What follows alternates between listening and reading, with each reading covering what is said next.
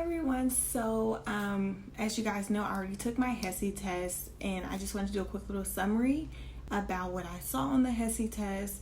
So first off, I'm just going to be looking at my book and just be looking to see what I saw in the test that came out of this book. So we're going to start off with the math section.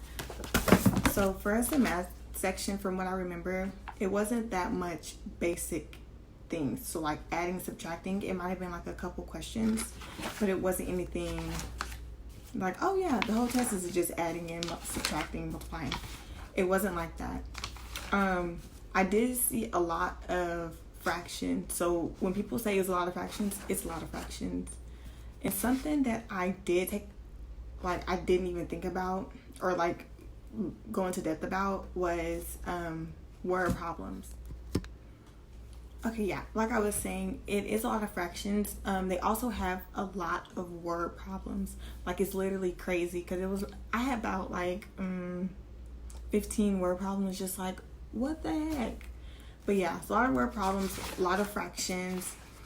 I did get a lot of like military time, measurements, which I didn't study because I was like, oh, I'll get that one question wrong. It's more than one question. So look at that measurement chart that's in the back of the math section. Military time percentages, like the cross multiplying, things like that. That's a lot on there.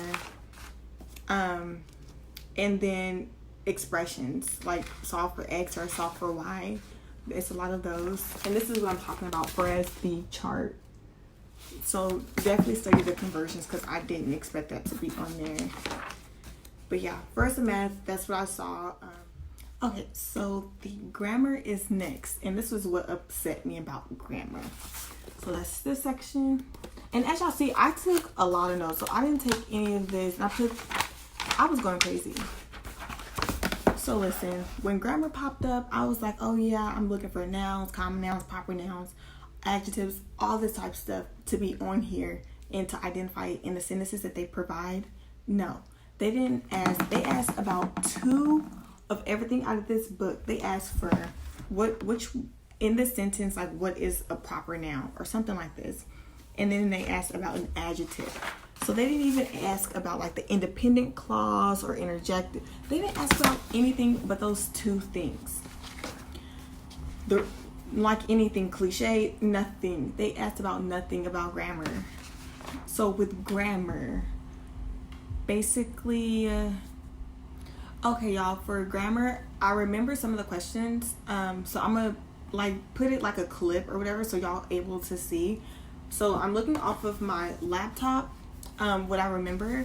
So for an example, one of the questions were like, it was required that he blank the payment immediately. So the options are send, sent, sends, or sended. Things like that were the questions. Another question was like, the accident blank if the motorist had obeyed the speed limit sign. So never would have happened, never would happen, never happened, or never, or would happen never.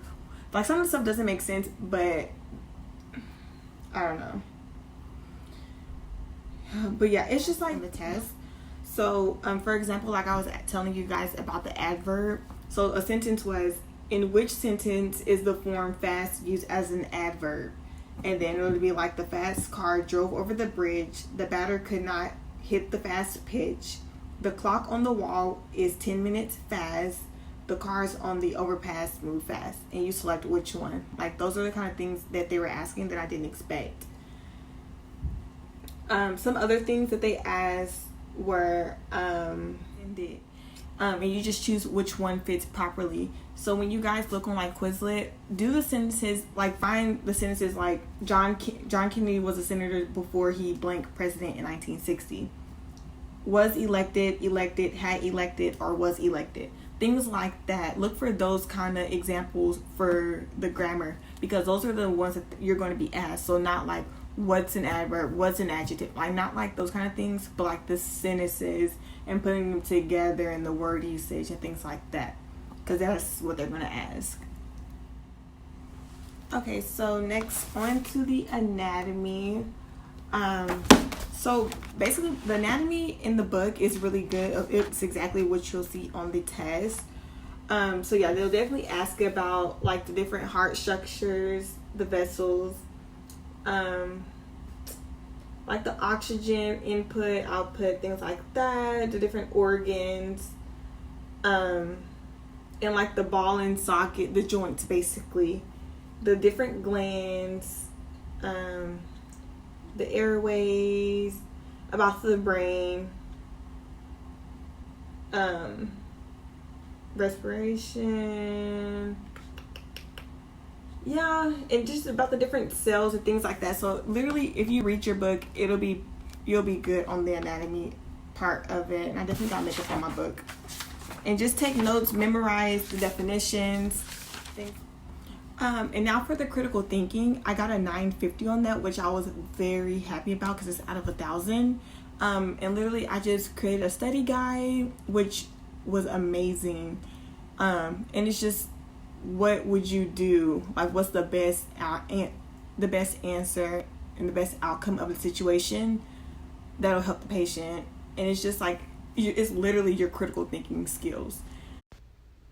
So a couple of examples of the critical thinking. So one of the questions were basically just like, the patient, a 58-year-old female, the situation. While the nurse is offering the patient her morning medications, she tells the nurse that she does not recall ever taking a pill that was pink colored. The question, what should the nurse do in response to the patient's comment? And then obviously the answer would be withhold the medication until the patient's prescription is verified. Another one is the patient, a 70-year-old male who is relatively healthy. The situation, a liquid medication is prescribed for this patient. The question, prior to administering this prescribed medication, what intervention has the highest priority? Which is the answer, determine if the patient is allergic to the medication. So questions like that is what you'll see, like scenarios basically. So yeah, honestly, that was probably the easiest section of them all. But yes, I'm happy with my scores. The book definitely helps, but also use like Pocket Prep or go on Quizlet, things like that, because with this it's just teaching you what to know on a test, but you need to put it and have examples because that'll really help you. Yeah, so definitely do that. If y'all have any other questions, just let me know down in the comments. If y'all have a question about anything that I saw, let me know.